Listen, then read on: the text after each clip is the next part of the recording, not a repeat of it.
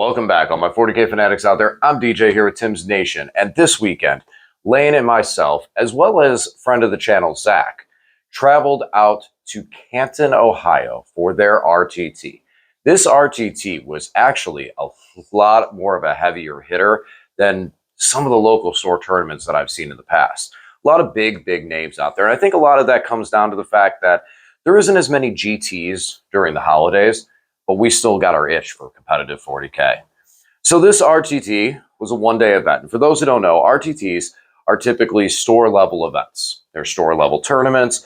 These are good times to practice, test out new lists, get to know new people. And if you're new to competitive 40K, this is your starting point. This is where you want to start and start playing before you go to a higher level and higher GTs. Now, GTs, if you're trying to win and you're competitive and stuff, you want to start at the a Rogue Trader Tournament RTT level first to learn the game, learn how competitive 40K feels, get used to playing on a timer or potentially a clock, and all in all, just learn the game and how the feel of it is. But that shouldn't exclude you from going to a GT in general. Grand tournaments, GTs, are a great weekend. They're a great time. You get to meet a lot of new people, hang out with some friends, have a good time in general, and roll some dice, play Warhammer. And this is usually when people bring their best of the best, not just the on the table, but some of the best looking models. So you see pictures and go, wow, that's a really cool looking paint job. But then when you see it in person, it's just, they're amazing. So I always recommend GTs are a great time, but while learning into it, you do want to definitely go into the stepping stone. Now, before we get into all that, guys, if you haven't subscribed to the channel already, please do. Turn on the bell to get notified on all the content that we bring you here on the channel. This week, Lane and I will not be doing our usual weekly battle reports. I will be trying to get a game later on this week and still get some games on the channel with some other cool Necron stuff and some other armies as well, which we'll talk about in a minute. But it's the holidays. Lane and myself, with our families, we got a lot of catching up to do with some of that stuff. And especially with certain days that are approaching quickly. Days off, hey, there's a lot of things that got to be focused, and I'm sure everyone knows that feeling. But that doesn't mean that I won't be bringing a lot of content here still on the channel this week, late at night, when my family goes to bed.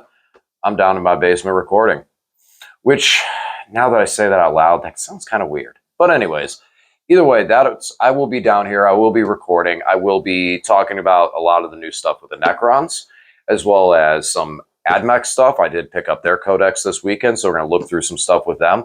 And also some stuff as well with competitive 40K. You know, guys, please ask questions down in the comment section.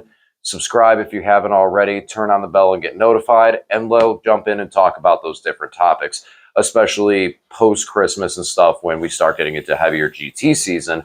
I'm sure there's a lot of information we can put out there and answer some questions and maybe kill some stigmas that it may feel about competitive 40K. All right, all that aside, let's start off first. I want to talk real quick, finish off with what an RTT and what a GT is. So GT is grand tournaments, typically a 2-day, super majors, all the other names you may hear. Usually is when it goes into a 3-day event, but typically they're 2-day for a grand tournament or GT. This is a little bit more of an investment of money. And that's why I say start at the RTT level before going to the GT. The biggest reason is you don't want to feel, I've seen a lot of players that they go to the GTs first and they get discouraged because they maybe don't do as well.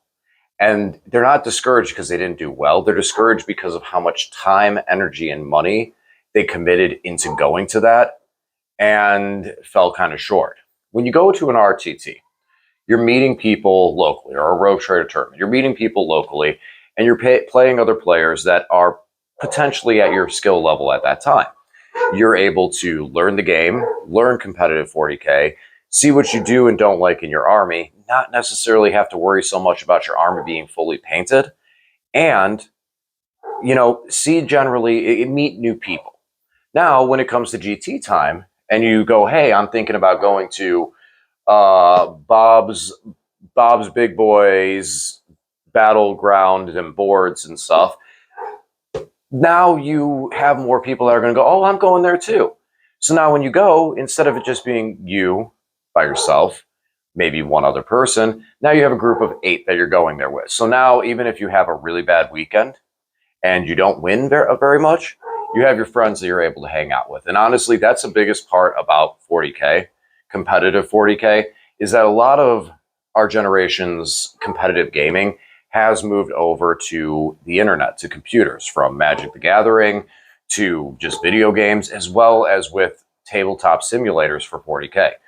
Being able to go out and do these things and hang out with people in public and stuff like that is still one of the things that I love most about this game, and is something that I will advocate all over the place and talk about. Now, one little bit of discretion though, when I talk about saying that RTTs are a great place for learning competitive 40K and getting used to it, be wary of primers. Some RTTs will be advertised as a primer for another grand tournament. That means that it's a practice, basically a practice GT, where some of the missions and mission packs that are released early in the rules are going to be used for that local store event to help players who are going to that bigger event practice those missions while playing them in a competitive scenario. This means that those players who are coming to that event are probably bringing their meanest of mean stuff. And if you're going to learn to have fun and get used to it and get comfortable, primers are one you kind of want to avoid, because those ones are going to get brutal. Those can get very, very brutal. Granted, if you know that ahead of time and you're okay with it, cool. You know, I do heavily recommend. Sometimes you do need to get your butt kicked by something so you can figure it out and learn it. One of my good buddies, Steve, he's the orc guy, and I look forward to getting him on the channel here soon, especially his insane orc collection, which spans rooms wide. And we're working on those details right now. But when the orcs first got their codex in 9th edition, I was talking to him and he's telling me all these different weapons and what they do. And I'm looking at him and I'm listening to him on the phone, and I'm like, Steve, I feel like you're reading Dr. Seuss to me with these guns. Like, just come over, play me, slap me in the face with it, and then I'll know what it can do. And you know what? That's exactly what he did. He came over and he slapped me. Oh man, I had like nothing left at the end. Next game we played, snuck by with a victory. And that was pre-nerfs, if everyone remembers, an Orc Codex of 9th right when it came out, and buggies galore. But after that, I was able to actually compete and play against him and start to put some W's and start to actually play against it, because I just let him just use everything, show me how it worked, beat up my army, and went, okay, that's really good. That's how that works. So that's my little talk about RTTs and what they feel. Again, leave comments down below, ask questions if there's things you want to know more about GTs, RTTs, or any of that stuff. Feel free, I can answer it in the video or just answer in the comment section. And that's one other thing I'm going to be doing this week, is I'm going to sit down and try and catch up on a lot of stuff in the comment section. Holidays have definitely backed me up. But this weekend, Lane and myself traveled out to Canton to Battlegrounds and Board Games and their RTT. Now, Battlegrounds and Board Games has been doing very, very good with a lot of their tournaments, and they have been building up and have a very nice competitive scene that goes out there. And again, with the holidays, this was a mixing pot of places. So some of the people that we've seen on the channel here before were there. Josh Minnick was there, Sam Dayton as well, Zach Morales, and Nico, as well as Lane, myself. Oh, and Eric was there. Eric, who played World Eaters on the channel, was there as well too. So it was a great turnout for a local 3-day event, and a very strong lineup. And typically, one thing that I do like is when I go to a GT, usually during day one, you can get one matchup that's a little bit easier on the brain. That was not this tournament. This tournament, I've had some heavy hitters from beginning to end. And we'll jump into that. Pairings are up. My first game, good old buddy Zach. So Zach, I had round 1. And Zach wasn't running his typical Marines. He was running something a little bit different. He had a Land Raider Centurions, which I'm glad to see them back around. I used to love running Centurions back in the Cent Star days.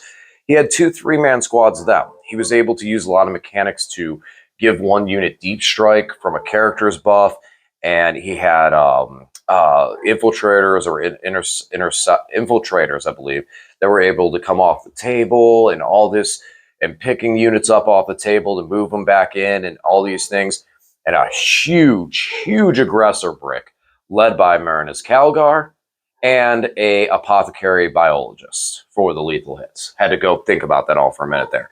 So there was a lot of very threatening things. In our game, our game was played in Hammer and Anvil, which was long ways. And I think we had sites of power, so I think we were scoring more points on characters being on the objectives. Regardless, early on, Zach was able to shimmy onto one side and start to present threats for whatever I would move out.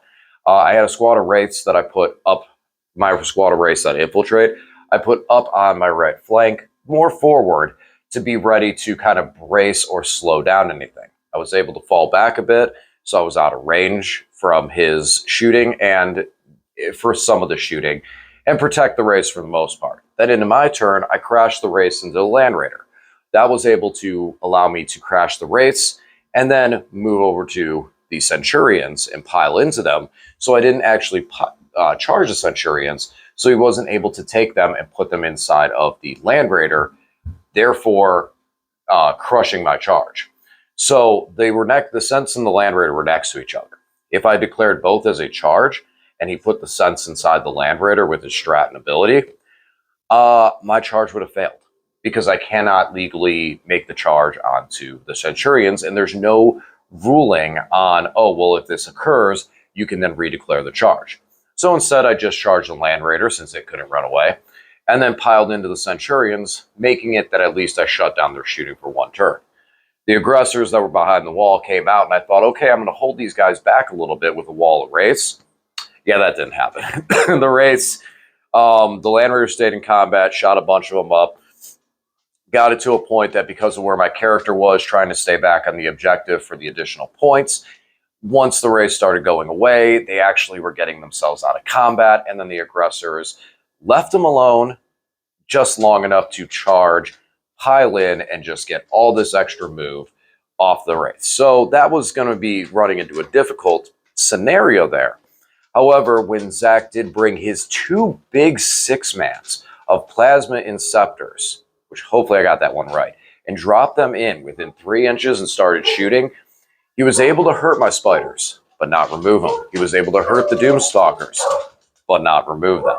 And the las cannons that came across field were also able to hurt the Doomstalkers, but again, not remove them. The one that was damaged that he was trying to finish off with the las cannons, I spent a command point to give it the lone op strat, which, yes, I have seen the comment section.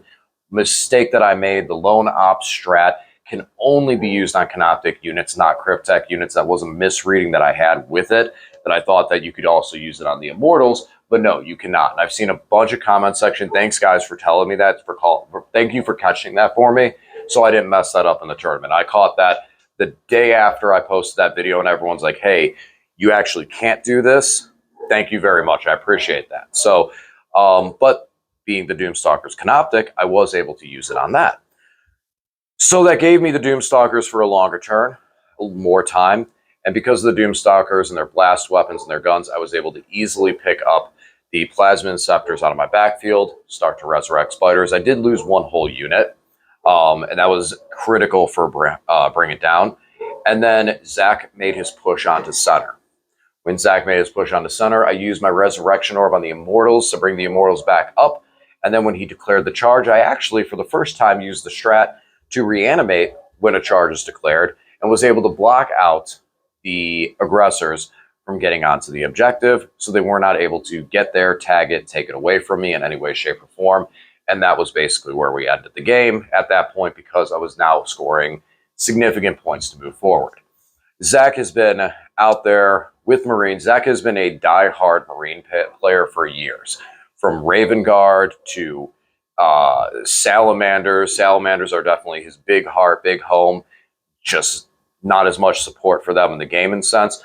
But Zach has been a Marine fanatic for a very, very long time. So, man, Zach is a very seasoned veteran around Marines and Marine tactics. Also, Zach has definitely been putting in a ton of man hours out there. He has been out cruising the scene. Like I call him one week and I'm like, "Hey man, what are you up to?" He's like, "Oh, I'm traveling to Boston. Oh, I'm driving to Detroit." So he has been out there living the competitive 40K life and has been crushing it. So to be able to get a game with someone who has been putting the reps in, putting in the work, and really doing it, and be able to get that win, definitely was really nice to start off, especially with the list that I was only 3 games into by the time we played that. So very close game, very close game. We did call it on 3. The score would have continued into it a little more. I was able to reduce a lot of his army down. The Land Raider was destroyed, so I was picking up units very well. I'd say one of the big things is, especially into a new codex like this, I'm probably the first exposure that all these guys had to this style of Necron play and the Canoptic Court. So there was a lot of things that next time there would be differences between these games. I 100% believe that all my opponents into a next matchup, it would be much different than what we currently had, but still a solid win, still a good game. I definitely try my best to push all the information out there, but there is still, no matter how much information you put out there, there is still small things that until you see it in full force and go, wow, that hits hard. Wow, that doesn't die. Until you see it in full force, it becomes tough to formulate a plan in that sense. My next game was into Sam Dayton. Again, another friend of the channel. He is the wolf guy. We go from the Marine man to the wolf himself. Sam has played Space Wolves since the dawn of time. I think he was playing Space Wolves before Space Wolves were Space Wolves. And he has everything and anything you could imagine in triplicate and ready to go. And he will play them, whether they're good, whether they're bad. He will figure out whatever he needs to bring them to a competitive scene and try to rock at least at minimal a 4-1 running, even at their worst. Right now, Wolves are not at their worst. Right now, they are in a very good position. And out of all the factions I was going to run into, Sam and his Wolves were the one that concerned me the most. The Wolves have the ability to advance and charge out of their the detachment that he selected. And I don't remember the name of it offhand, but it was exactly what I was afraid of. Him being able to charge and pin me into the corner where I wasn't able to progress out. Now, my Wraiths have fly, so they could get out of the TCAV pin, but then I'm just leaving everything else in the back to slowly start getting shredded if I don't leave the Wraiths there to absorb impact with the resilience. So the game started off, and Sam brought one squad of TCAV all the way around on my short table edge to be able to pull a first turn charge. And when he advanced into me, I spent the command point to back my Wraiths up. This meant that now he could still charge the Wraiths, but the amount of TCAV he was going to get in there was going to be minimal because of a piece of terrain that was blocking him, and this is what I was hoping for. It still took the entire game, but at least at this time, I was able to start removing the TCAV and dedicate less. Spiders were definitely a big MVP into this one. They were able to hit much harder than a lot of people expect, especially because of the power matrix and being able to reroll all those hits. So the Spiders definitely were an MVP in this and were helping to clear everything out of there and get the Wolves out of there. But in the end, I had a Doomstalker, 4 Spiders, and Wraiths. When all the dust settled and everything was said and done, his Wolfguard battle leader on the TCAV. Again, I'm just apologize, Sam, if it was a Wolf Lord. I apologize. I think it was a Wolf Lord, actually, now that I think about it. He was able to take my home field objective and score on it. Then, the following turn, my Spider was able to reanimate to a stronger whim and was able to kill him and remove him, but he did clear out that corner for that one turn, which was critical to keep this game going. The Canoptic Sentinels were very good at being able to drop in and clear out other units that were kind of straggling, especially 5-mans with their blast and their 2 damage, so they did well. And the plasma inceptors that Sam brought, he brought 3 3-mans instead of the 2 6 that Zach had brought. And those 3 3-mans dropped in. One got vaporized by a Doomstalker Overwatch, and the other 2 did the other one landed, got shot, and died after it shot and did damage. But one squad that came in towards my home objective was actually able to then move and charge into my Doomstalker and really just mess with everything I was trying to do with it, kind of locking in an awkward position where I wasn't able to get as good of angles on stuff and things like that. There was a very, very, very, very technical game from both of our standpoints. There was a lot of very move techy things that we were able to do. One thing that Sam's able to do with his wolves is after I shoot at them, he can then move as long as he moves closer to the enemy unit and actually finish an engagement range. So when I shot at Logan and his sleigh, at everything going on with this squad of TCAV that came out of strategic reserve, I moved my immortals then forward to be able to force him to have to move into my immortals. To sacrifice my immortals, I mean, they got shredded. However, it prevented him from going back at my last 2 rates from a squad that Logan and his party just smacked into oblivion. And with the combination of the plasma inceptors as well that dropped in, there was only 2 wraiths left. But the wraiths were able to fall back, escape, get away, and start to heal up and get to a point where they were able to play objective games and also score me engage on all fronts in a latter turn. All in all, our game did get called a little early because of time. There's tons and tons of questions. You know, when you're playing a new codex, this is what's going to happen because there's a lot of stuff that it's just like, really? And I get this too because I'm playing obscure units. Spiders, who plays them? You know, really. But in the end, it was a very tight game where I ended up getting the win by a merely 3 points. Super, super, super tight game. I would love to give Sam a rematch and play the Canoptic Court against him again in the exact same list. So Sam, if you're checking out this video, I think we got a grudge match, some Space Wolves. So hit me up, man. Let's get a game. Last and surely not least, however, least is a way I would define the last army I played against. In my last game, I faced Benson. I've been messing that up a lot. Benson. And Benson brought Chaos Demons. And when I say least, I mean 7 models. 3 Great Unclean Ones, Rodigus, Shalaxi, a Chariot, which, excuse me, I can't fully remember the name, a Corn Chariot, and Bellicor. That was it. 7 models. And, you know, you look at those gimmick lists, and you see these things where they pop up, especially with Imperial Knights. Well, Imperial Knights a little less because we see them as coach, but you see these gimmick lists where, you know, it's just a bunch of big guys and stuff like that. And you look at them and you go, okay, so I just need to take out 1 or 2 pieces in this combination and we're good to go. That was not the case at all with this. Benson made sure to show me very, very quickly how these Great Unclean Ones were going to just walk on objectives, sit their pestilent butt on these objectives, and smile and laugh as they would reduce my objective control value by cutting it in half. And they were sitting on a 5 themselves. This was a very interesting problem that I was nowhere near prepared for, and I had no idea how to handle this. And it made it a very, very, very tight game. Now, positive was Benson got to go first and came screaming to a tempting target that was on my side of the field, bringing a Great Unclean One and Bellicor up front. Now, Bellicor was giving a nice little aura, so I was not able to hit anything, any demons within 6 inches of him that I was not within 18 inches of myself. But since Bellicor was up there and Bellicor was up front, I knew this was the one and only time. It was kill Bellicor or I lose the game.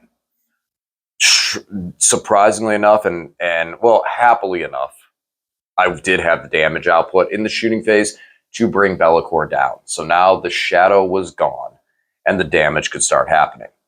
Over on the right flank, though, one great unclean one, made a run, but wasn't quite able to get to an objective marker. And that was something that I made sure to capitalize on. My squad of wraiths was able to sweep over, one of my squads of wraiths was able to sweep over there and charge the great unclean one and wall him off so that he wasn't able to move on to the objective. So the entire time I was sitting there and holding that one objective, he could not move in and couldn't take it. Now, this is the mission that's often referred to as Alpha and Omega because two of the markers were going to disappear. The one that Bellicor and the Great Unclean One were fighting over with me was the first objective marker to disappear. And I was slowly starting to make edges away from that. The second objective marker was the one on the right flank that my Wraiths and Great Unclean One were about to fight. I was getting into a concerning position because I wasn't actually pushing away and breaking these Great Unclean Ones fully. And at any point in time, the Great Unclean One could have fall back, move to center, fall back, move to center, and then move another one in there. That's the only primary that scored points. It was getting concerning because I was not finishing these guys off. I was doing a ton of damage, but just dice be fickle, dice be true. Sometimes my dice would go really, really well, and I'd have a good shooting phase and stuff like that. But as a demon player, when you have a lot of different dice you're rolling, whether it's an invuln, whether it's a feel no pain, anything can happen. And I got these Great Unclean Ones down so low, like 1 or 2 wounds, and then would not be able to tip that scale in the final favor. So that was very, very tough. In the end, I was able to finally I finished off Rodigus. I finished off Shalaxi, which she terrified me. She came screaming up the middle, and I was able to take a squad of Wraiths and stretch them out because I had lost one model, so now I was at like a 5-man cap. So I just made a whole line with them and stopped so they couldn't move forward. So I was able to get a lot of turns of shooting. In a lot of ways, it almost looked like I was kind of like playing Tau with how I was shooting and answering some of these enemies. In the end, I left Benson with a Great Unclean One, with 1 or 2 wounds left on it, the Chariot, which we're going to talk about that in a second, and his Great Unclean One that had an enhancement on it for a bunch of different boosts. So that was it, though. I mean, I killed all the other ones. Left them with those 3. But when we got to the end of the game, we looked at the scoreboard, and I was down by 15 points for the tie. I drew on Engage on all fronts. Cards be happy, cards be true. Was able to move in there, tag that center objective to have enough to take it away, and then simple move to Engage on all fronts for the last little bit of score. Very, very, very tight game. If there any at that point, any dice could have went either way and shifted that thing over. You know, I needed to have that 15 at the center, so anything that could have stopped me from getting in there, or constant, complicated, just many different things that could have changed that scenario. You know, I don't kill Bellicor on turn 1, and a lot of things could have changed in that factor. But in the end, was able to move, you know, utilizing Wraith speed and everything like that, tag and take center objective and score 15 points, and then score the 3 on Engage for a very marginal 3-point victory on that one as well. Now the Chariot. So the Chariot came on, and I overwatched it. Didn't even care. Then the Chariot went to stick a charge, and it stuck the 9-inch charge. Okay. Smacks into one of my Doomstalkers. And there we sat for like 3 or 4 turns. And to make matters worse, that Chariot was just having so much trouble taking that Doomstalker out and doing any damage. My Doomstalker brought that Chariot from 9 wounds all the way down to 2 in combat, just by taking those long legs and kick. It was hilarious. It was one of the most ridiculous. It's like Grotz taking out an Imperial Knight or something like that. It felt good. I mean, not quite the same, but hey, it still felt good. In the end, the Chariot did finish off the Doomstalker in a wailing fashion, and I think it was the end of my turn, the Chariot said enough of this and just cracked the Doomstalker for like 8 or 9 wounds in one hit. And I'm like, yeah, I think he's gone. Bye-bye.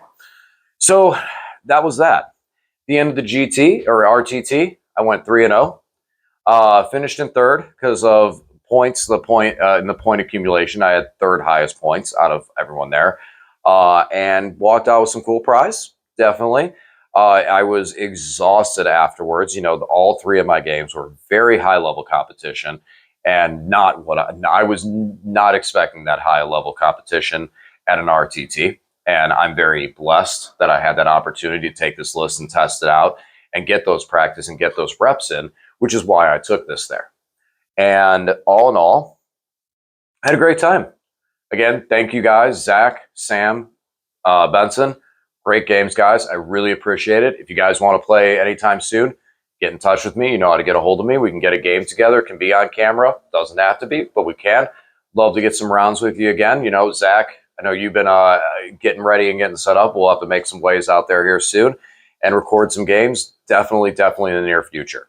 Now, we'll get into closing. We're going to go through the list real fast. Real fast, I'm just going to give a real quick review on these units real fast, just to talk about what everything actually did in the event and positives, negatives, and stuff like that, and how I feel about them. Going to make this real splash quick, so if you want to hear any more reviews on it, please leave questions down in the comment section. But here we go. Going over the list again real fast and everything and what it did. So for starters, we got the Canoptic Doomstalkers. So the Canoptic Doomstalkers were absolutely amazing. During the Demons matchup, they were hitting, smacking, cracking, and just breaking Great Unclean Ones all day. That 3 damage is very, very nice, and especially with just the volume of shots that they can put out there, being able to re-roll hits even if they roll low on their number of shots. I loved them. They were great. They were amazing. The Overwatch, Sam even messaged me afterwards. He's like, that Overwatch is no joke. You got to respect that thing. And that is definitely, I agree. Like, that Overwatch catches a lot of people off guard with that 5-up Overwatch, and especially being able to re-roll when you're in a power matrix, because you re-roll attacks, and that is an attack you're making.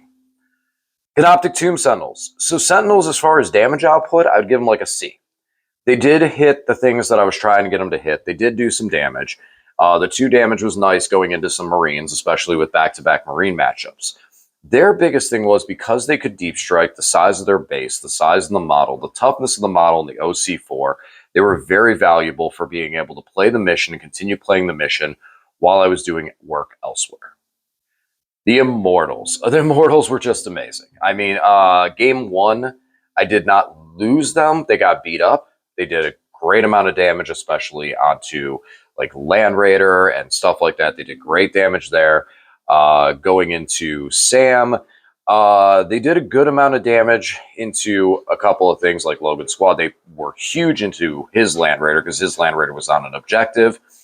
And then their movement was able to allow me to do things that I probably wouldn't have been able to, and readjust on the fly to counter other turn-breaking abilities that other armies had. Because of Sam being able to move his units, I also had things I was able to do too, so I could reposition and still keep my head above water in that very, very tough matchup.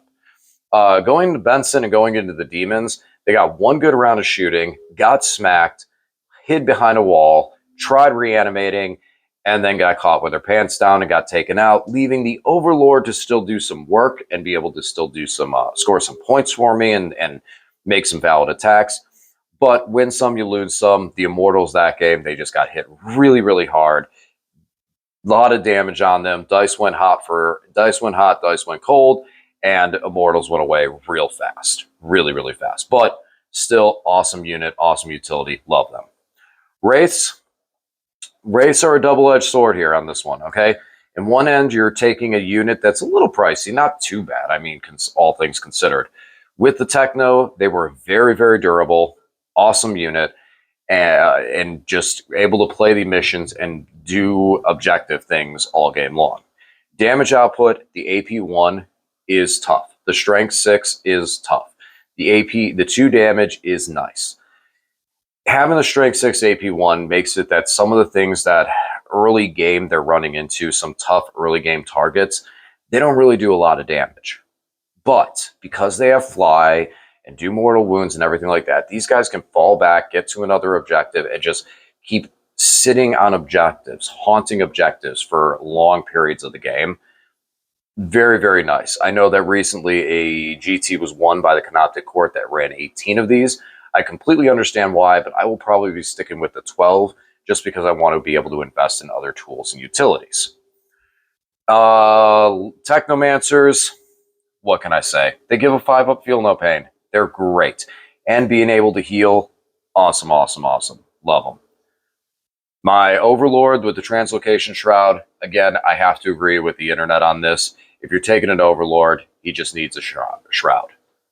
Chronomancer, I personally still love the Chronomancer. I know that a lot of people are looking at Plasmancer for the 5-up crits. The Chronomancer was huge for for all 3 games. Being able to go -1 to hit on everything that wasn't a Torrent Flamer just meant that the Immortals had so much more durability and survivability, and that Fire and Fade mechanic pulled me out of the woodwork going into Sam. If I did not have that mechanic, Sam would have went backwards towards my Wraiths, which were the closest unit, been in combat, and it would have shut a lot of things down. But by having that, it was huge. Spiders. Spiders are going to be the MVP from this weekend. Spiders surprised everybody with their 5 attacks, their strength 8, the volume of guns, the volume of fire. Spiders were amazing. And you know me, I love me and my spiders. So I was very happy that I got to run them this weekend and have so much success with them. They will continue to see happiness in my lists in the future when I run the Canoptic Court. And last but surely not least, the unit I want to talk about later on this week in another video was the 2 Crypt Thralls that I included. Now, I know that a lot of people are very down on the Crypt Thralls. Crypt Thralls are they're not what they used to be. You know, from the feel no pain, going away, adding a wound, they kind of make it tough on stuff. But the Crypt Thralls can join any unit that is led by a Technomancer. And this is very, very, very important because that means they can join the Wraiths. They can join the Immortals. They can join a lot of different things. Now, am I saying that Crypt Thralls should be spammed in every list? No. But I think there might still be a home for 2 of these guys. And that's something I'm going to talk about later this week and readdressing the Crypt Thralls. All right, guys, that's everything from this weekend. I got to go finish up some last-minute holiday shopping. So, as always, thanks for watching. I'll talk to you again soon. Crypt Thralls coming this week and a lot more 40K content. Everyone stay happy and healthy and safe during the holidays. And once again, thanks for watching. I'll talk to you again soon.